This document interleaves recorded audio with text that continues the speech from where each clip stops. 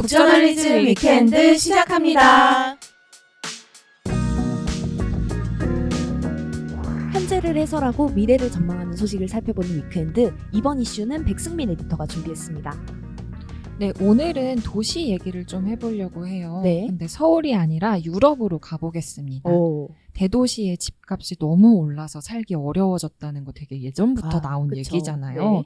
사실 뭐 서울에서도 그렇고 뉴욕이나 뭐 런던이나 이런 세계의 유명한 대도시에서는 네. 항상 집값이 문제였던 거. 맞아요. 네, 혜림 MC도 아시죠? 그 막 런던 유학생들 뭐 우스갯소리로 해리포터가 살던 그 조그마한 벽장 같은 데서 산다. 네, 막 이런 그쵸. 이야기도 나오고. 맞아요. 네, 제가 또 프렌즈 엄청 좋아하거든요. 시트콤. 거기서 그 모니카와 레이첼이 사는 그 보라색 문의 그 집 굉장히 넓고 굉장히 쾌적해 보입니다.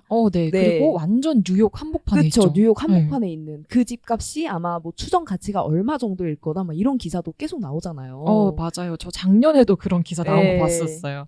근데 이렇게 집값 비싼 대도시들 사이에서도 그나마 좀 집값을 방어해 오던 도시가 하나 있어요. 네. 어디냐면 독일 베를린입니다. 네. 근데 이제 베를린도 집값 방어가 좀 어려워졌다라는 소식이 들리더라고요.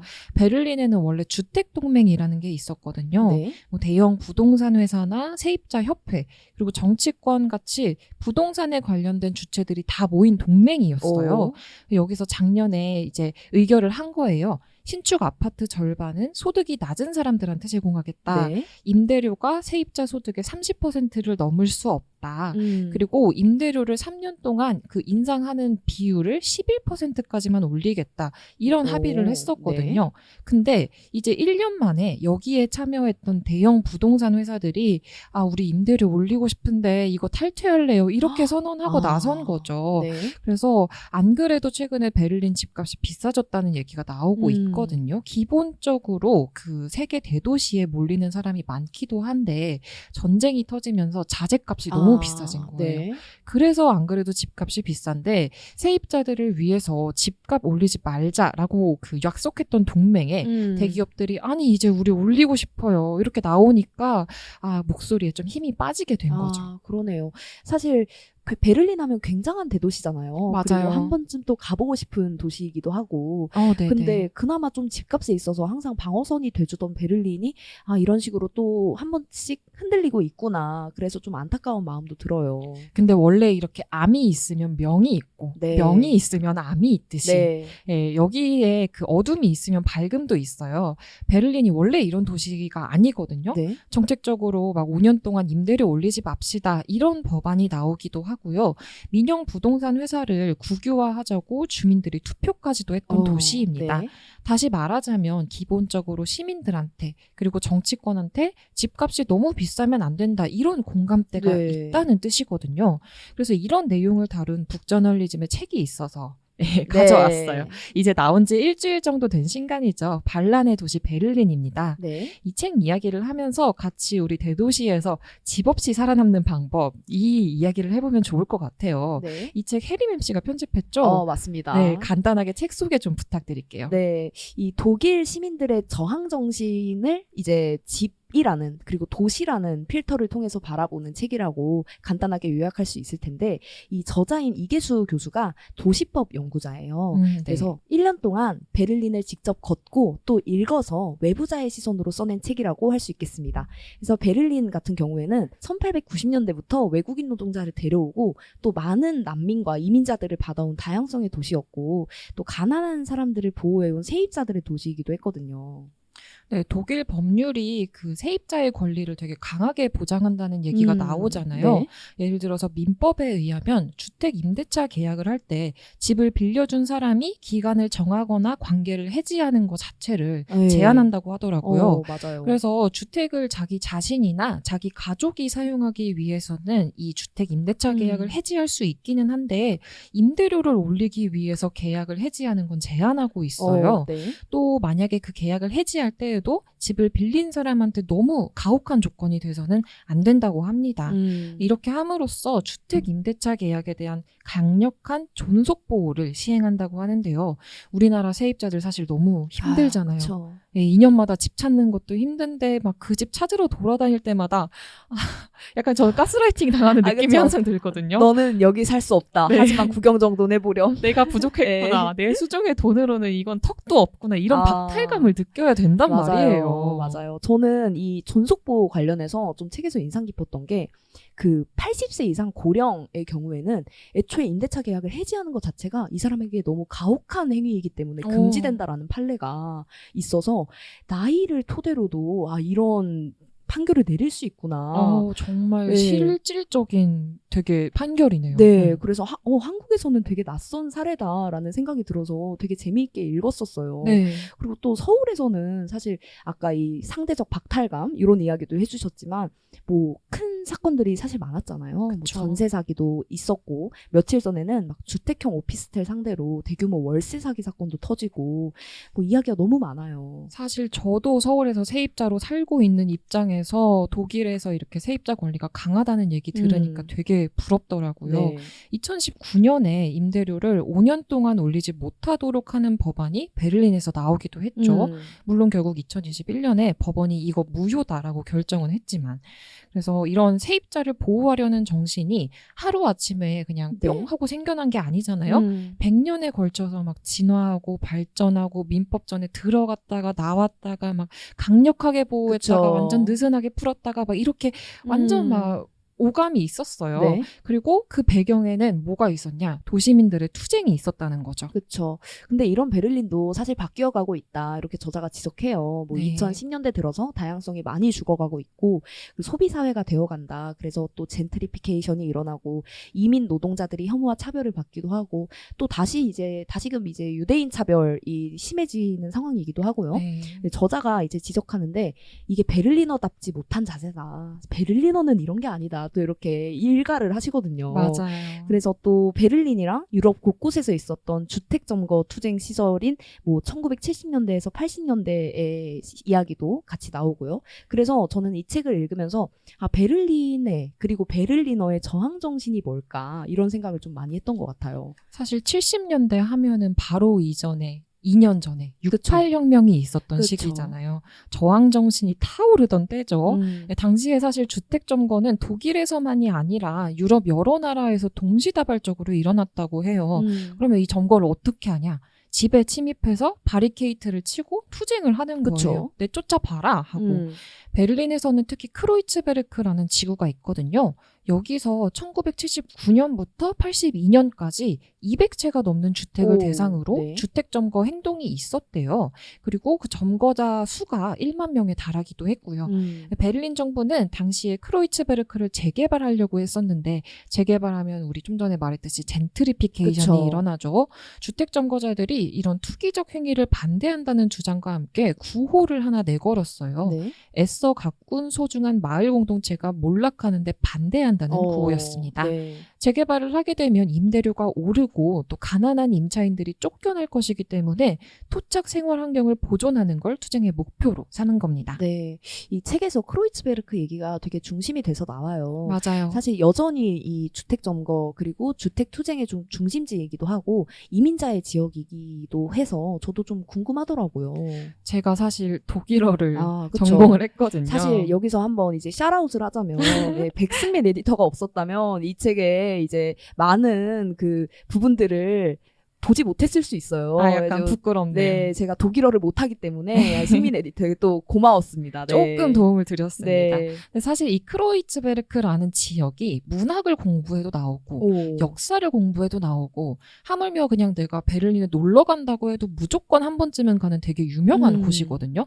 왜냐하면 베를린의 힙함을 상징하는 곳이에요. 그렇죠. 힙하죠, 베를린. 네. 베를린이 장벽이 무너지기 전까지는 사실 동서가 갈라져 있었잖아요. 네. 크로이츠베르크는 그 갈라진 경계에 있던 곳이에요. 그래서 오. 장벽하고도 되게 가까워요. 네. 근데 되게 변두리라서 재건도 잘 안 이루어져 있고 그러다 보니까 집값이 싸고 그러면 가난한 노동자, 학생들 이민자, 뭐 예술가들 이런 사람들이 살게 되겠죠. 이렇게 다양한 사람들이 있으면 어떻게 될까요? 다양한 문화가 나오고 또 그쵸. 다양한 모습이 생기겠죠. 맞아요. 네. 그래서 멋지고 힙한 곳이 된 겁니다. 예를 들어서 옛날에 서울에 홍대 앞에 그쵸. 임대료 싸니까는 신촌에 비해서 임대료 싸니까 여러 가지 막 갤러리 생기고 문화들이 나오고 이랬듯이 네. 제가 사실 베를린에서 한 달 살기를 해봤거든요. 네. 근데 베를린이 지구마다 분위기가 되게 달라요. 시내 중심가 가면 막 건물 스케일도 되게 크고 막 매장도 대형 서점 이런 거 있고 세련된 갤러리가 있고 이런데 크로이츠베르크는 아니었거든요. 네. 역에서 내리자마자 일단 버스킹을 하고 있어요. 힙하네요. 네, 여기저기서 버스킹을 하고 있고 네. 벽에 막 온통 막 그래피티 있고 사실 최근에 막 독일에서 합법화를 했죠. 거리에서 막 은은하게 대마초 냄새가 나거든요. 야, 정말 매력 있는 도시예요. 네. 저는 사실 그때 대마초 냄새인지 몰랐는데 친구가 이게 그거다라고 얘기를 하더라고요. 진짜 다양한 모습을 갖추고 있네요. 네, 그런 거리를 지나면 되게 작은 아이스크림 가게가 있고 비건 코리안 푸드 음식점을 그때 봤었어요. 그런 데도 있고 그림을 구경할 수 있는 개인 화실이 있고 이랬어요. 갤러리가 아니라. 네. SO36이라고 되게 상징적이고 유명한 클럽이 있는데 거기서 우리 플리마켓이랑 파티하니까 오세요 이런 포스터도 곳곳에 붙어 있고 베를린에 여행 간다고 하면은 다들 클럽 가? 이렇게 물어보잖아요. 그렇죠. 테크노 클럽 가야죠. 네, 가장 유명한 테크노 클럽도 여기 크로이츠베르크에 있습니다. 아니 이런 좀 되게 다양한 모습을 갖춘 도시에서 주택 점거 시위까지 일어났다고 하면 그 주택 점거 시위도 다른 시위들이랑 조금 모습이 달랐을 것 같아요. 그쵸. 일단 참여하는 사람들이 달랐겠죠. 이 주택을 점거한 사람들이 노동자 계급 출신의 록가수, 뭐 페미니스트, 그리고 튀르키예 노동자나 노인, 학생, 미혼모, 아나키스트 엄청나게 다양했던 진짜. 거예요. 뭐 예를 들어서 68혁명을 보면은 이걸 누가 이끌었냐라고 했을 때 학생이 주도했다. 그쵸. 예, 뭐 이런 게 있잖아요. 근데 크로이츠베르크에서는 진짜로 패치워크식으로 각양각색의 사람들이 모인 그런 방식이었고 단일 대우를 만들지 않았어요. 그래서 주택 점거 현장에서도 엄청나게 많은 토론이 오갔던 거예요. 뭐 이거를 한 번에 다 그냥 일괄적으로 해결을 할지 아니면은 주택 막 사안별로 문제를 해결할지 아니면은 시로부터 돈을 받을지 협상을 할지 우리가 폭력을 사용할까요 말까요 이런 투쟁도 오갔던 거예요. 네. 우리 근현대사 보면은 왜 투쟁할 때 그런 거 토론하잖아요. 지금 딱 이 도화선이 된 이것만 해결하고 그냥 넘어갈지 아니면 체제 자체에 대한 저항으로 나아갈지 그렇죠. 네, 그런 논의도 했다고 하더라고요. 크로이츠베르크에서의 주거 투쟁은 주거 공동체, 도시 공동체에서 공동생활을 만드는 걸 목표로 한 거예요. 네. 뭐 다른 유럽국들은 그냥 단순히 주택 정책, 뭐 주택 시장 이런 이야기만 했다면은 좀 더 크로이츠베르크는 이 문제의 그 폭을 넓힌 거죠. 네. 그래서 1981년에 결국 연방정부 차원에서 이런 점거운동에 대한 합법화를 논의하기 시작했고 또 베를린 주택정책 변화에도 영향을 줬다고 합니다. 이 주택 점거 운동이 또 베를린에서만 있었던 게 아니라 독일에서도 그쵸. 여기저기에서 네. 있었거든요. 또 프랑크푸르트라는 도시에서도 주택 점거 운동이 있었는데 여기에 참여했던 지금은 은퇴한 정치인인 녹색당의 요시카 피셔가 이렇게 말했습니다. 네. 우리는 사회주의를 기약 없는 미래로 밀쳐두지 않고 지금 이곳에서 지배자에게 복종하지 않는 삶의 형식을 발전시키려고 노력했다. 이 투쟁을 좀 굉장히 일상적인 차원에서 실현한 게 주택 정보가 아닐까라는 생각이 들었거든요. 네. 사실 사람들이 막 집을 고쳐가면서 이곳에서 살기도 하고 그리고 정말 내가 살 곳이 없으니까 빈 곳을 내가 점유해서 쓰는 게 뭐가 불법이야? 라고 생각하는 그쵸. 사람들도 있었고요. 그래서 정말 좀 반란의 도시라는 그 수식어가 잘 어울리는 도시가 아닐까 싶은데 이 승민 에디터가 실제로 겪은 베를린 좀 궁금하거든요. 저는 한 번도 가본 적이 없어가지고. 저도 겨우 한 달이어가지고 약간 말하기 민망해. 아니에요. 근데 저는 한 달 동안 살러 간 거지만 결국 관광객의 입장이었잖아요. 그래서 막 이게 저항이다라는 걸 사실 딱히 체감하지는 못했는데 시위 포스터들을 되게 많이 봤어요. 당시가 2017년이었는데 G20 정상회담이 함부르크에서 있었던 해거든요. 네. 그래서 도시 곳곳에 세계화에 반대한다. G20 개최에 반대해서 우리는 가두 시위를 한다. 이런 포스터들이 막 붙어 있었던 기억이 나요.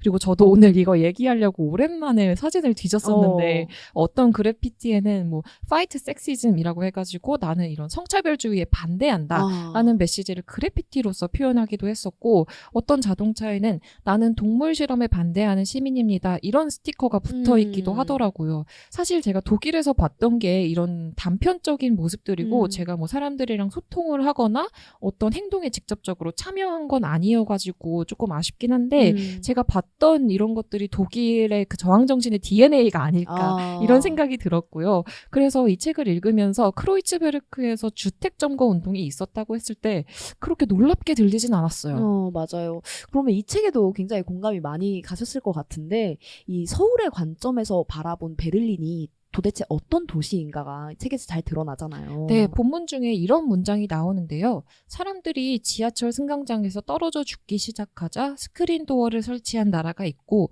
사회복지를 강화한 나라가 있는 것 아닐까. 이런 문장이 있어요. 네. 이게 저자가 열차를 기다리면서 한 생각이라고 하더라고요. 근데 저는 이 문장이 되게 서늘하게 느껴지는데 사실 스크린 도어는 필요하죠. 그쵸. 베를린에서 스크린 도어가 없는 게 뭐 단지 그걸 설치할 만한 예산을 확보하지 못했을 수도 있고 아니면은 이걸 설치하기에는 너무 지하철 시설이 낡아가지고 그런 건축적인 여건이 안 돼서 그런 걸 수도 있어요. 그리고 시간이 지나면 베를린에서도 스크린 도어를 설치할 수도 있죠. 네. 그리고 뭐 저자도 베를린이 꼭 답이라고 말하지도 않고 베를린이 뭐 사회복지를 강화한 도시에 해당하는지 잘 모르겠다고 말하기도 해요. 근데 저한테는 그 문제를 해결하는 방식에 있어서 한국과 독일의 근본적인 차이를 보여주는 물음이었다라는 생각이 들더라고요. 네. 저는 그 부분이 인상 깊었어요. 다양성을 저해하는 게 그 베를리너답지 못하다. 네, 아까 전에도 말씀하셨죠. 네, 그 문장이 참 가슴에 좀 박혔다? 이런 표현을 써야 될 것 같은데 이 다양성에 대해서 베를린의 도시민들이 어떻게 생각하는지가 잘 드러난 문장이라고 생각하거든요. 네. 그래서 저는 이걸 읽으면서 혹시 베를린스러움이 있다면 서울스러움도 있을까? 라는 생각을 했거든요. 그쵸. 서울스러움도 저는 있다고 생각하는데 저는 사실 이거를 싫어하진 않거든요. 네. 저는 차가움이라고 생각해요. 차갑고 냉정한 거. 네. 내가 누구한테 길을 물었을 때 그 사람이 답변도 안 하고 쌩 지나가고 네. 어딘가 경계부터 하죠. 네, 어딘가 가게에 들어갔을 때 뭔가 직원이 나한테 친절하지 않을 때 그런 차가움이 되게 서울스러움이라고 생각하는데 저는 사실 이거 그렇게 싫지는 않아요. 왠지는 모르겠어요. 그쵸. 그게 또 서울의 매력일 수 있죠. 네네. 네. 혹시 다른 에디터들은 좀 각자가 생각하는 서울스러움이 있을까요? 저는 그 서울에서 강북 지역의 오래된 골목들을 굉장히 좋아하는데 그런 곳을 걷다 보면은 가끔씩 깜짝깜짝 놀라게 돼요. 70년대나 80년대에 와 있는 것 같아서요. 맞아요. 근데 그 작은 골목을 빠져나오자마자 정말 으리으리하고 번쩍번쩍한 21세기의 건물과 대로가 나타나잖아요. 그런 말도 안 되는 그 동시성? 그런 것들이 전 서울의 매력이 아닐까라고 생각합니다. 되게 이질적인 게 막 한 번에 섞여 있죠. 그쵸. 맞아요. 그러니까 여기는 분명히 전선들이 주렁주렁 그쵸. 저 위험해 보이는데 싶을 정도로 이제 골목에 가득하게 들어있는데 그 골목 나오자마자 너무너무 힙한 요즘 스타일의 그 식당들이 쭉 늘어서 있고 그런 풍경들인 것 같아요. 맞네요. 원진 에디터는 혹시 어때요? 저는 서울에 살 때 그 한강을 안 넘었어요. 강북 쪽에 살았는데 그 서촌이나 뭐 네. 윤동주 문학관 그쪽에 살았는데 그 분위기가 너무 좋아서 전 약속이 있어도 강남 쪽으로 안 잡았었던 기억이 나고 서울스러움이라고 하면은 저는 바쁜 거? 바쁘다. 사실 그 뭐 인천이나 뭐 다른 지역에 비해서 배차 간격, 버스 배차 간격이 진짜 빠르죠. 짧잖아요. 네. 근데 그만큼 이제 바쁘다는 거고. 그래서 그게 뭐 인천이나 이런 지역으로 가면 불편하게 느껴질 때도 있지만 이게 서울에서는 또 편하고 근데 그만큼 또 바쁘다는 뜻이고 이러니까 그쵸. 오가는 그런 맛도 있는 것 같습니다. 다시 책 이야기로 돌아가 보면 좋을 것 같은데 사실 한국에서도 이 베를린에서 있었던 점거 움직임이 없었던 건 아니잖아요. 네. 뭐 서울에서도 굉장히 활발하게 주거권 투쟁이 벌어졌었고 또 굉장히 치열하고 또 처절했어요. 네, 책에서 나온 사례를 좀 이야기를 해보겠습니다. 1971년에 광주 대단지 투쟁에서 시작해서 87년 전후로 서울 여러 곳에서 철거 반대 투쟁이 벌어졌습니다. 그리고 결국 도시 빈민들이 89년에 영구 임대 아파트 25만 호 공급 계획이라는 정책적인 변화를 이끌기도 했어요. 근데 우리나라 주택 점거 운동은 독일에서처럼 근본적인 변화를 이끌지는 못했고 결국에는 생존권과 소유권 투쟁으로 갈라지기 시작합니다. 네. 집에서 살 거냐 이게 아니라 집을 살 거냐 말 거냐 이 문제가 되는 거죠. 그럼으로써 도시가 사는 공간이 아니라 돈으로 사는 공간이 된 거예요. 네. 저자는 한국 사람들도 사회가 불평등하다고 느끼지만 이걸 사회적이고 집단적으로 해결하기보다는 개인주의적인 방식으로 해결하려고 하기 때문에 좀 문제 해결이 어려워진다 이렇게 이야기를 합니다. 네. 도시는 우리 모두의 것이잖아요. 그러면 도시와 도시민들이 살기 위해서는 다 같이 함께 고민하고 투쟁해야 한다는 거죠. 저는 사실 해림 MC가 쓴 그 인사이드도 되게 재밌게 네. 읽었거든요. 제목이 합법 바깥에도 도시가 숨쉰다라는 제목이었는데 마지막에 사람과 사람의 이야기가 기록되지 않은 참여와 토의가 때로는 법의 경계 바깥에선 불법 행위가 도시를 바꾼다. 우리는 무슨 말이라도 해야 한다. 한국에 지금 베를린의 이야기가 필요한 이유다. 이렇게 적었어요. 네. 그래서 어떤 마음으로 이 책을 편집을 했고 또 이런 인사이드를 쓰게 됐는지 해림 MC의 그 후기를 좀 듣고 싶더라고요. 저는 이 책을 이제 편집을 하면서 도시라는 거에 대해서 다시 생각해 보게 됐는데 사실 도시라는 게 낯설게 보기 되게 어려운 존재라는 생각을 했어요. 항상 우리가 이 공간에 거하고 있잖아요. 그래서 이 모습이 되게 표준인 것 같고 그래서 우리가 여행을 가는 거고요. 그래서 오히려 부조리한 일도 되게 당연해 보이는 경우가 많잖아요. 근데 그런 익숙함에 도시가 잡아먹히게 되면 되게 부조리한 일이든 똑같은 풍경이든 계속해서 재생산되는 거 아닐까? 이런 생각을 좀 편집하면서 했던 것 같고 저는 베를린에 이제 개인적으로 가본 적은 없지만 이 책에서 간접 경험한 베를린만 해도 되게 당연하게 여겼던 서울의 풍경들 그리고 서울이라는 도시, 또 한국의 도시들이 좀 낯설게 느껴지더라고요. 그리고 그 낯선 시선을 만드는 주체가 역시 사람들의 좀 움직임이지 않나? 도시민이 결국 도시를 만드는 거 아닌가라는 생각을 했고 또 서울은 되게 빠르게 움직이잖아요. 아까 네, 원진 그쵸. 에디터가 말한 것처럼. 바쁨이죠. 네, 바쁜 도시인데 어딘가 에너지가 없다라는 느낌을 책을 편집하고 나서 받았던 것 같아요. 그래서 이 베를린의 반란의 에너지가 좀 서울 그리고 나아가서 좀 한국의 도시에 필요한 에너지가 아닐까라는 생각을 했습니다. 저도 이 책을 읽으면서 뭔가 되게 에너지가 느껴졌어요. 네, 네. 네 맞아요. 왠지 모르겠는데 이 글의 투에서도 그렇지만 이 되게 베를린의 저항 정신이 잘 담긴 책이어서 되게 특별하다는 생각이 들더라고요. 네, 근데 이 책이 특별한 이유가 한 가지 더 있어요. 맞습니다. 네, 북저널리즘의 100번째 시리즈거든요. 맞아요. 100번째 책이라서 조금 더 남달랐던 이유가 또 있을 것 같은데. 네, 또 이제 부담이 됐어요. 사실 편집하는 입장에서. 네. 그리고 또 이 책이 나오면서 이 북저널리즘 지난 이 7년 동안 있었던 기록에 대한 전시도 같이 진행을 하잖아요. 네네. 그래서 이 책이 더 완벽하고 더 흥미롭고 더 많은 독자분들에게 읽혔으면 좋겠다라는 생각을 하면서 편집을 했습니다. 진짜 그래서 제가 검토를 했는데 정말 오류가 너무 없어요. 네, 정말 흰눈을 뜨고 지켜봤는데도 네. 없더라고요. 전시 시작한다고 말씀해 주셨잖아요. 북저널리즘의 기획전 100 Issues of 북저널리즘 엑시비션이 시작됩니다. 서울 회원역에 있는 BKJN 샵에서 8월 29일 당장 돌아오는 화요일부터죠. 네. 이때부터 11월 29일까지 열리는데요. 시간 넉넉하다고 방심하시다가는 이게 훅 그쵸. 지나갑니다. 놓칠 수 있으니까 관심 있으시면 빨리 와보셨으면 좋겠어요. 네, 이게 지금 녹음하는 순간에도 이 북저널리즘 팀원들이 열심히 준비하고 있는 전시예요. 지금 사무실이 너무 좀 솔직히 이런 말해도 좀 그럴지 모르겠는데 너무 어지러워요. 지금 네, 막 맞아요. 시안이 덕지덕지 창문을 가릴 정도로 붙여져 있는데 네. 뭐 다양한 콘텐츠가 준비돼 있다고 들었어요. 네, 북저널리즘이 2017년부터 책을 발간하기 시작했잖아요. 우리의 미션이 책처럼 깊이 있게 뉴스처럼 빠르게 우리가 지금 깊이 읽어야 할 주제를 다룬다는 건데요. 그런 미션 하에서 만들어진 100권의 책에는 또 각각의 키워드가 있습니다. 네.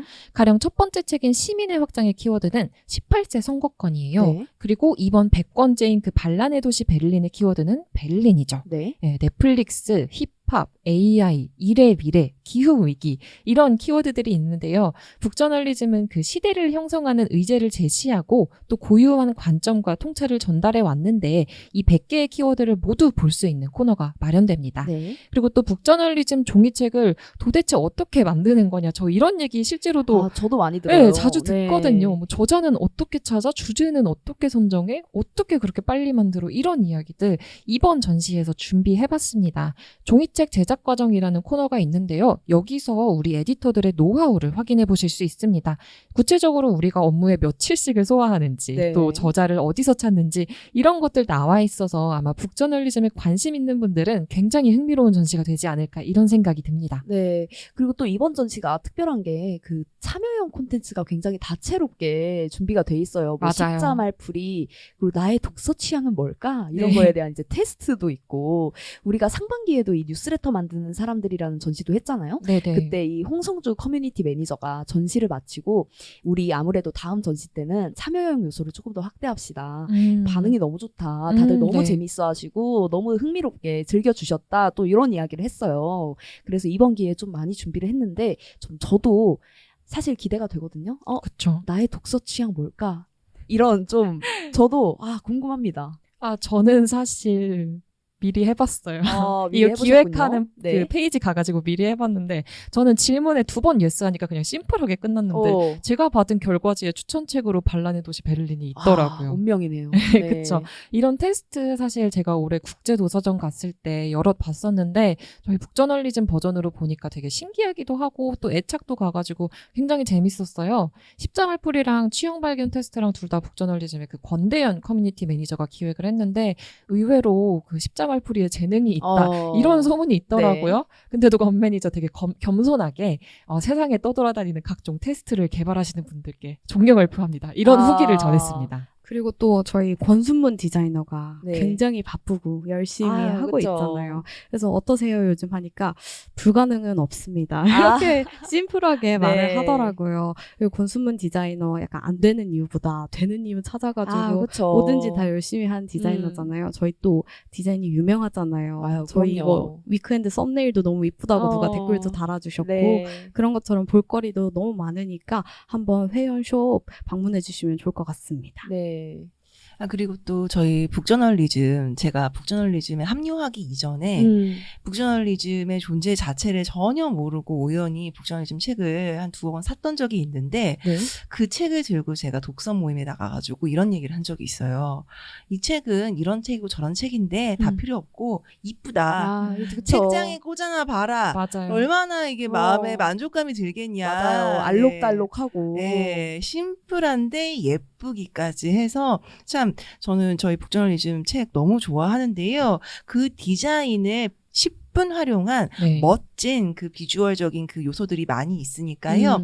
회원역 4번 출구 지근거리에 있는 BKJN 샵에서 이 멋지고 예쁘고 또 얻어갈 것도 많은 전시 꼭 즐겨주셨으면 좋겠습니다. 그리고 이 100권 중에 아마도 한 권은 적어도 맞아요. 무조건 여러분의 취향 저격입니다. 네. 맞아요. 북저널리즘의 어떤 특성 중 하나가 이 중에 너가 좋아할 게 없을까? 그쵸? 네, 그게 또 맞아요. 있어요. 맞아요. 네, 위키엔드도 그래가지고 가만 들어보면 네. 이 중에는 하나는 그래요. 네가 관심 있을 텐데. 이 중에 하나는 재미있을 텐데. 그쵸? 네, 네. 그래서 오셔서 100권 착 살펴보시면서 나한테 어떤 책이 맞을까? 네. 나는 어떤 거에 좀 관심이 있었을까? 이런 거를 한번 점검해 보시는 것도 재미있을 것 같아요. 그렇습니다. 네. 전시는 8월 29일부터 11월 29일까지 서울 회원 BKJN 숍에서 열리는데요. 이 100권 기념 기획전인 만큼 좀 많은 관심 부탁드리고요. 그러면 다시 우리 책으로 돌아가서 좀 마지막으로 승민 에디터한테 기억에 남았던 반란의 도시 베를린의 문장 하나를 이제 언급해 주시면 좋을 것 같습니다. 네, 초반부에 나오는 문장이에요. 베를린을 칭하는 가장 유명한 말 중에 하나가 있는데요. 과거에 집권했었던 클라우스 보베라이트 시장이 말했던 가난하지만 섹시한 도시라는 말이 있습니다. 저자는 이 말이 어떤 뜻을 품고 있는지에 대해서 책에서 좀 재정의를 해보거든요. 과연 우리가 살고 있는 도시는 가난하지만 섹시한 매력을 갖고 있는지 생각해보면서 들어보면 좋을 것 같습니다. 가난하지만 섹시하다는 것은 이 도시가 상업적이지 않은 매력을 갖고 있다는 뜻이다. 어느 도시가 스스로를 하나의 작품으로 인식하면서 도시의 상품화에 저항한다면 그 도시는 아직 섹시한 아름다움을 잃지 않았다고 말할 수 있다. 어느 도시의 주택과 주거의 정치가 교환 가치가 아니라 사용 가치를 중심으로 움직이고 있다면 우리는 그곳을 가난하지만 섹시한 도시라고 말할 수 있다. 다음 주에도 변함없이 현재를 해설하고 미래를 전망하는 이야기 들고 오겠습니다. 그리고 무엇보다 다음 주에도 재미있을 것을 약속드립니다. 북저널리즘 위크엔드는 북저널리즘 웹사이트와 애플 팟캐스트, 스포티파이, 네이버 오디오 클립, 그리고 유튜브에서도 만나보실 수 있습니다. 그럼 다음 주도 위크엔드에서 만나요.